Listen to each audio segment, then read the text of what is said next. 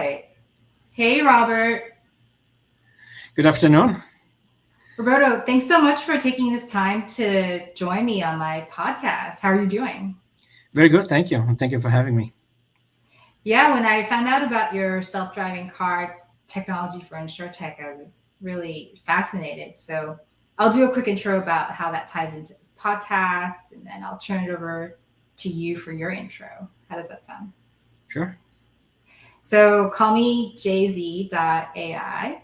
I have a podcast on generative AI and also starting a accelerator for non-technical founders who want to do an AI prototype in 2 months, which I will build for you as a service.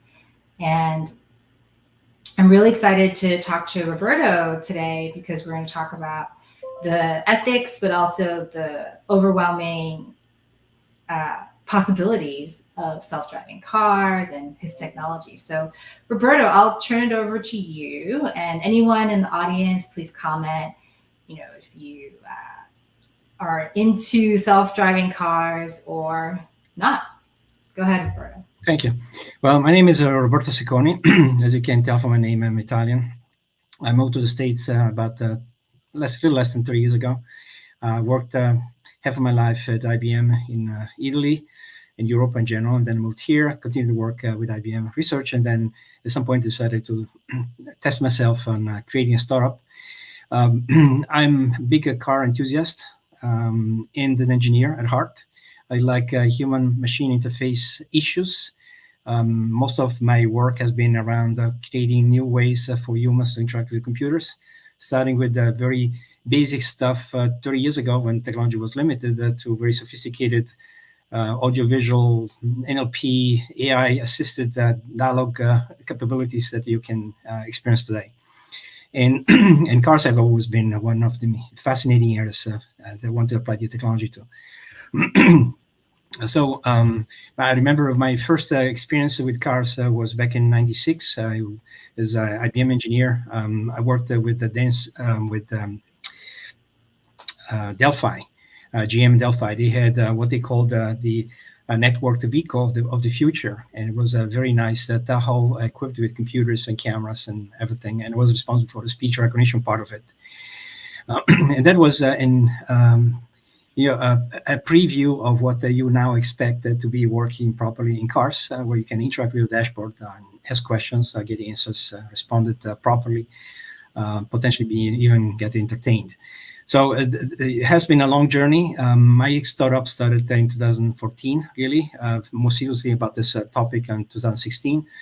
And right now I'm responsible for a new solution running as a mobile app on your phone that looks at your driving conditions, your driving state, your driving responsiveness, your driving skills, and based on that, decides if and when to alert you about upcoming risks and provide you feedback on the quality and style of your driving. The the idea is to make it available as a tool for self-improvement. At the same time, if you have a car with insurance, use it to negotiate better premiums. And for the insurance and fleets, if you're a professional driver, as a way to understand, evaluate the drivers' skills and who are the best drivers who deserve to be promoted and get the additional incentives, etc. So I see this as an opportunity to use technology to help people do a better job of driving, staying safe, and why not even save money. Wow. Well, before we get into how much money we could save on insurance, I am curious, do you have a favorite car? So, for example, I just saw the Tesla truck, which is this like very triangular, boxy truck, and it looks like a DeLorean. And I know Google's Gemini hackathon is giving away a real DeLorean. And I drive a electric car as well. So I was just curious, do you have a favorite car right now? It's top of mind. Well, I have a few favorite cars. Um, in the old days, there were no electric vehicles, or not really serious ones. So I was more into sporty cars, and definitely like Ferrari is a brand. There were a few models that would be my favorites. I've been driving Subaru for quite some time, high-end WRX STI.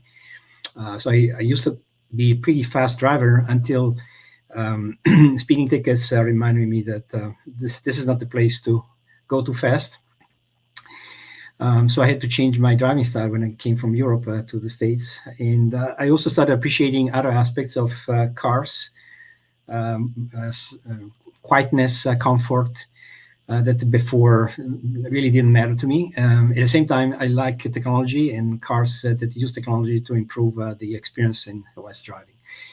In that respect, I switched a couple years ago to electric. I'm driving an Ioniq 5, a Hyundai.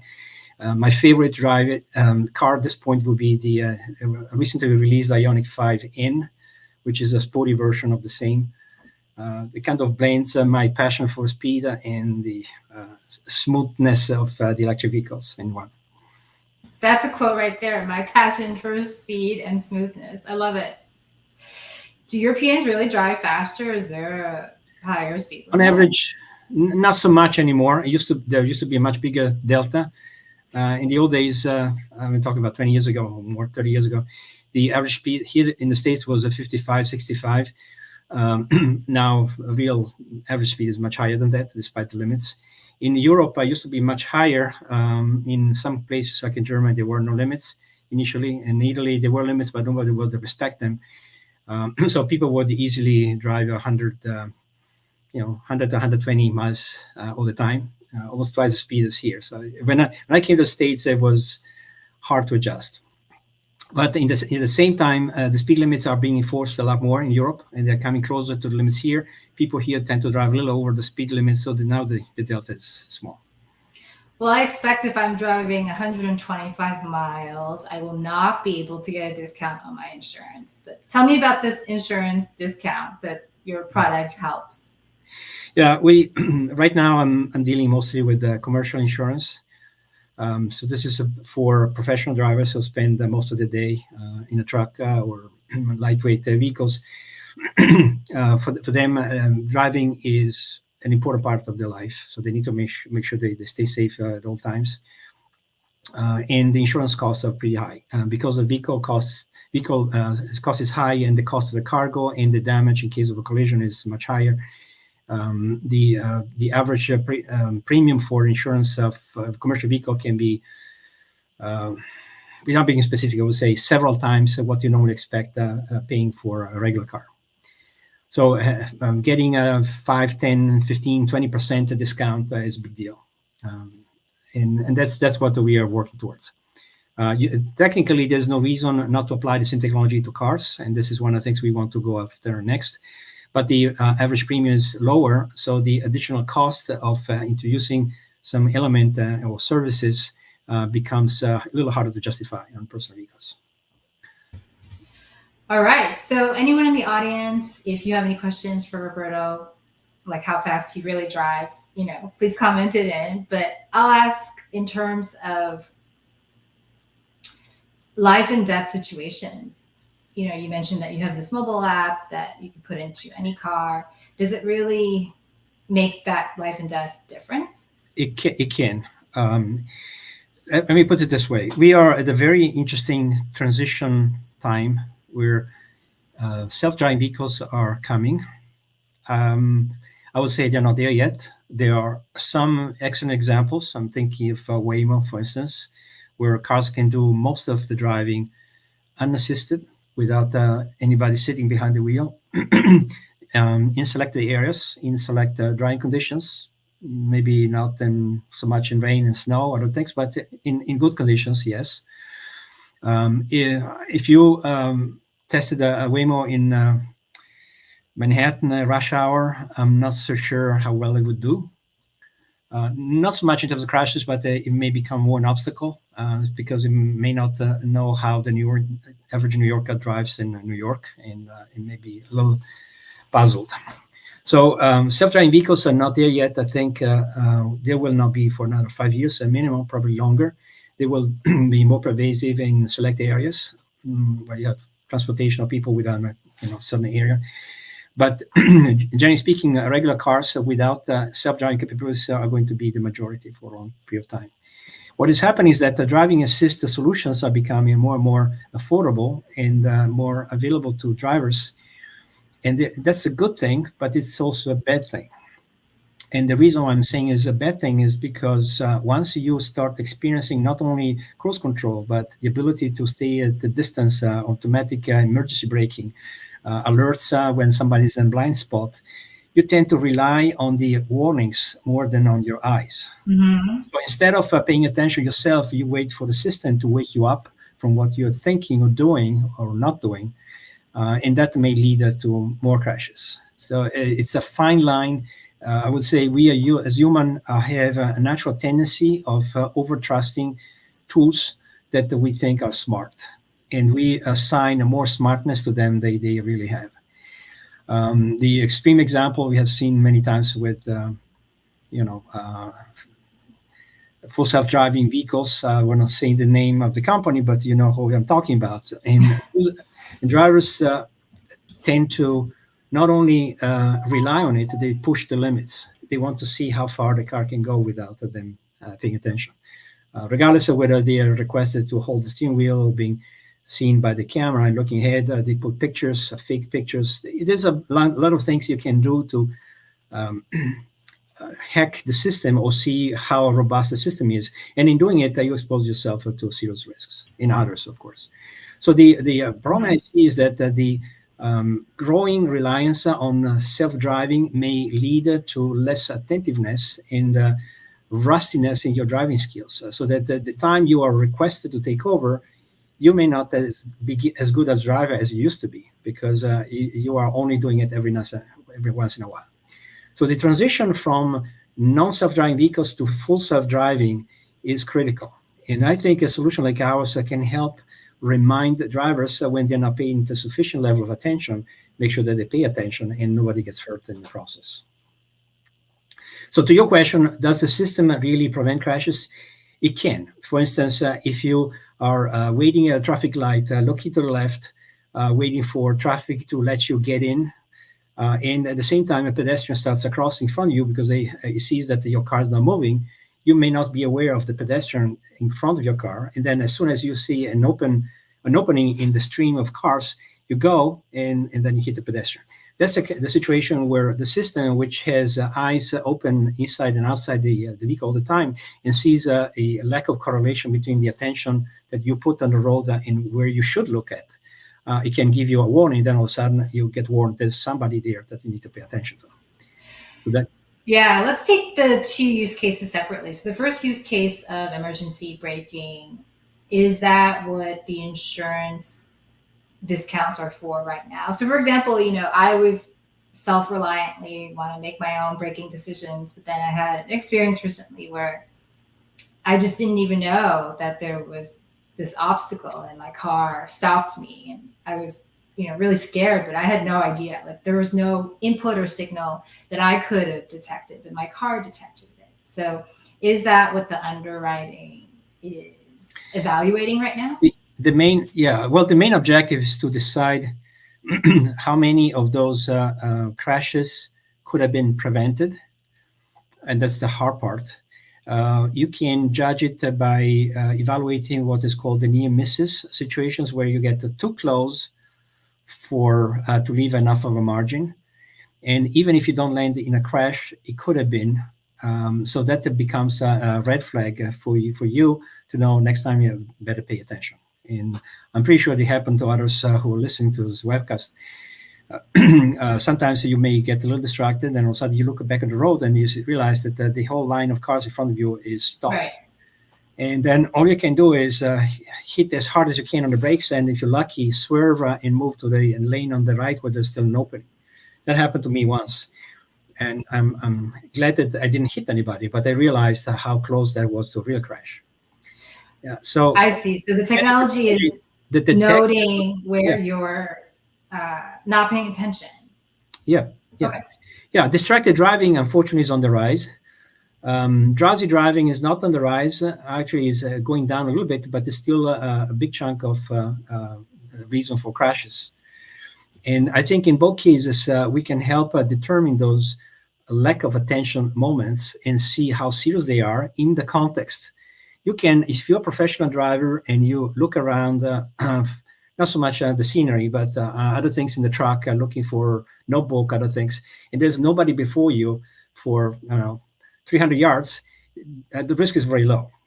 But if you do it in somebody in front of you that you are very close to, all of a sudden starts braking and you don't see it because you are looking at the seat next to you, that kills the ability to brake in time. So at that point, the risk goes up very quickly. And what we want to do is find those situations where you should be paying attention and you're not paying sufficient attention. So we alert you, and that can save you from getting to crash. Wow. So you're not just controlling the car, but you're also recording the driver's attention. Yes, we actually, to be correct, we are not intervening on the car because the mobile app is running on the phone. The phone has no connection to the car, really. It only monitors the movements of the car, the speed, forces applied.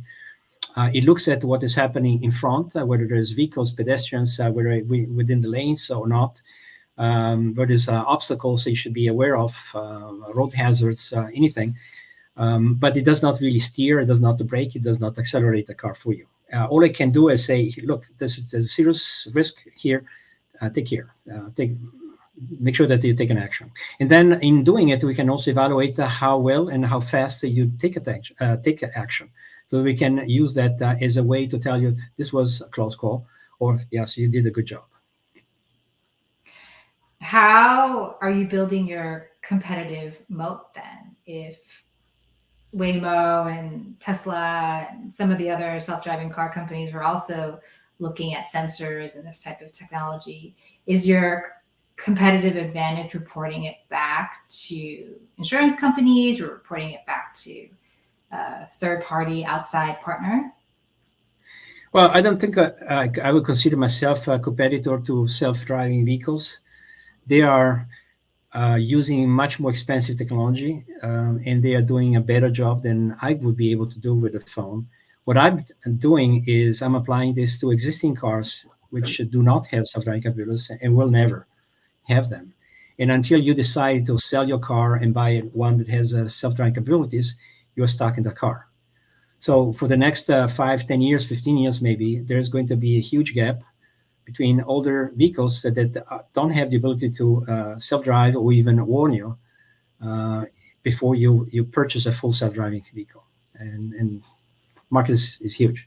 Now, our competitors are, I would say, more straightforward implementations of telematics and maybe some video processing that you can find in commercial vehicles. So in many cases, they are mandated by the fleet owner or by the insurance.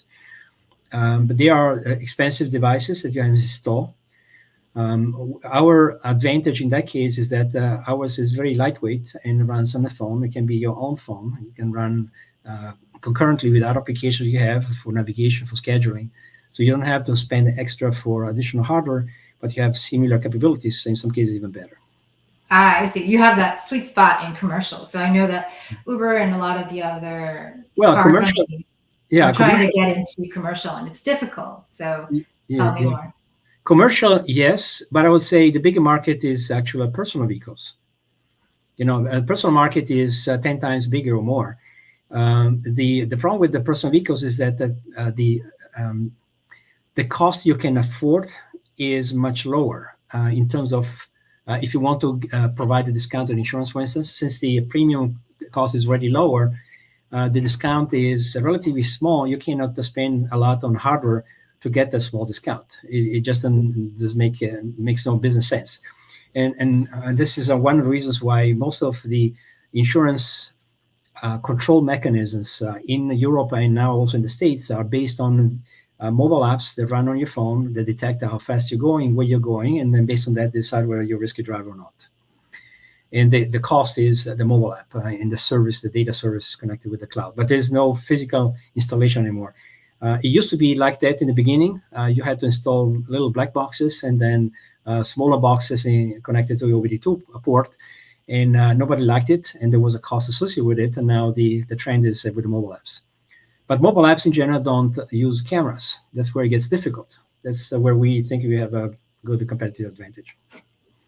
Yeah, so I launched a coupon app using a accelerometer and an SDK that more fine-tuned the ingress and the egress of a person retail store. So tell me more about the mobile technology. I mean, you might have to kill me, so don't like reveal any of your intellectual property. But is there anything about the mobile phone and its ability to, for example, access video that you can share? I don't have it ready, unfortunately. Oh, we can just talk about it. I'm not Yes, looking for yes. a document. Well, what we do is essentially we use both cameras in the phone, the rear and the front, the selfie and the regular one.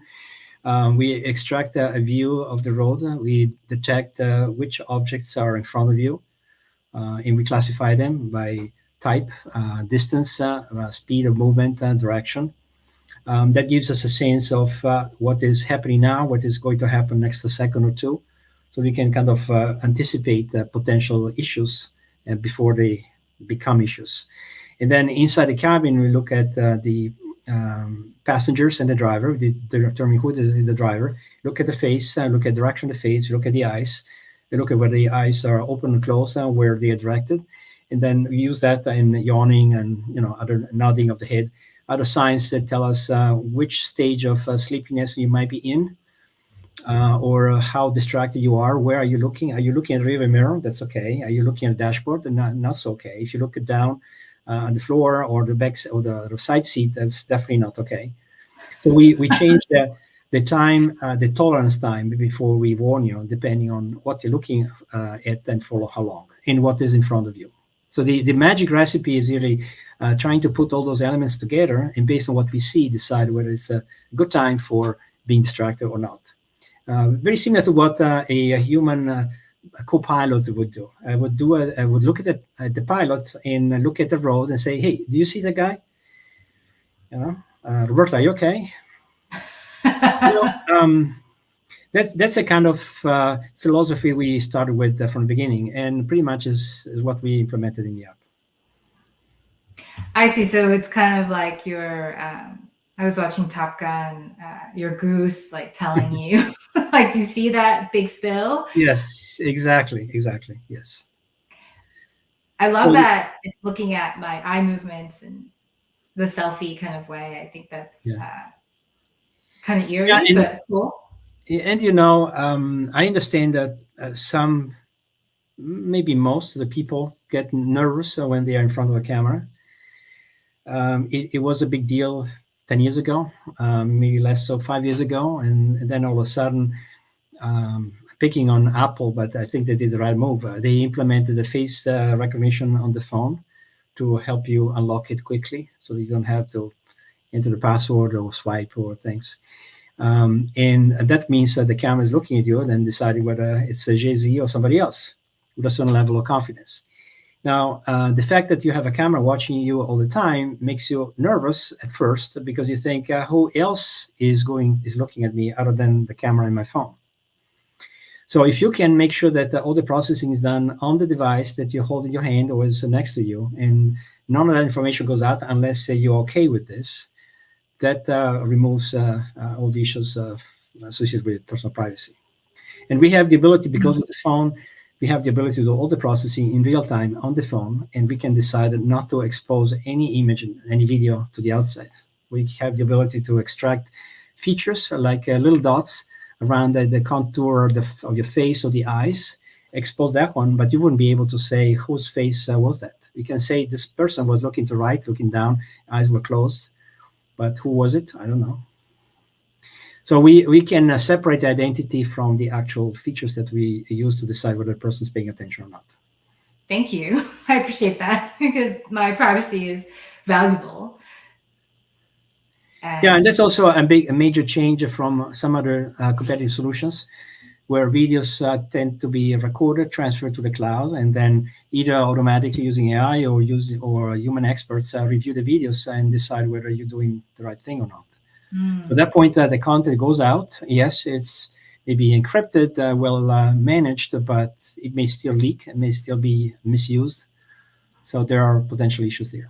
And I'm proud to say that we can completely eliminate the problem. yeah, because I can imagine that manual person rewatching, there would be some bias of who's being safe or not. And then it just takes a long time to get the data back. And then it also leaks my privacy. So I love that piece of automation that you're talking about. Yeah. Yeah, and especially video information or even imagery information is hard to undo. So if it goes out in the open and some people you don't want them to have your information, but they do, you cannot change your face just in case. So it's a very sensitive piece of information that needs to be handled properly. Well, thank you. I think we're nearing the end. I know we had some people who had trouble joining, and there's some people on right now. So I'll just pause for any. I'll just ask for any last questions in the comment. But Roberto, as we're seeing if anyone wants to be that brave person that comments, what is the next step for insurance companies or for drivers? How can they get in touch with you or help your product? Yeah, well, we do have an application posted on Google Play, so you can find it by the name of the company, dreyev.com. There's a free pilot you can get into and then test the application yourself. Or if you like it and you want to continue using it, there's a plan with a moderate monthly service that collects information, gives you feedback. And then if you want to link it to your fleet or to your insurance, we have ways of exposing information with your consent so that you can negotiate the better terms, either promotion as a fleet driver or as a discount as a user of the insurance. Awesome. The other thing I wanted to mention is that since the whole topic was about AI and how it can benefit insurance and drivers, I would say AI is still at the very beginning, but it can be used to evaluate performance of drivers, including their attention level, to get a better sense of the risk. And the idea is to have better models used to price the insurance. So if you do a good job, it can be detected that you're doing a good job and you deserve a better price. If you're doing a bad job, then you will have to pay more. But that's kind of the name of the game. And I think insurance companies are looking for tools that allow them to have a better handle on the risk taken by drivers. At the same time, if you use it to provide feedback, ideally in real time to the drivers, you can help everybody to stay safer, create fewer crashes, and then allow insurance costs to go down. That's true, because if you're a teenage driver, the premium is super high, but maybe you're very cautious and you're a good driver. So there should be a lower cost. Yeah, as a teenage driver, if you can showcase in the first week that they're really careful, safe driver, you should not have to pay absurd premiums for a year or 2 years, 3 years, simply because statistically you are in a very risky group. You are an excellent driver, so why not take advantage of it? Well, awesome. I hope that everyone goes to the Google Play Store and searches for dreyev. Is that right? Yeah, we pronounce it drive. You see the EYE in the middle. There's two eyes. Those are the two cameras. So. Oh my God, I love it. I didn't know that. I mean, I see it now, but I love it. So it's a drive, but with an emphasis on eyes. So this is a Android first app. Yes. It's not on the iOS store. I love developing on Android first. It's so much more flexible and convenient. So I hope everyone takes a try and gets a lower rate. All right. Well, we'll say our goodbyes, but Robert, please feel free to stay on. We'll talk about next steps. And if anyone has questions for Robert Joe later, feel free to reach out to him on LinkedIn through the event post. He's tagged there. Thank you. Thanks, everyone. As we like to say, drive safe. Spell the drive. Drive safe, everyone. Thank you.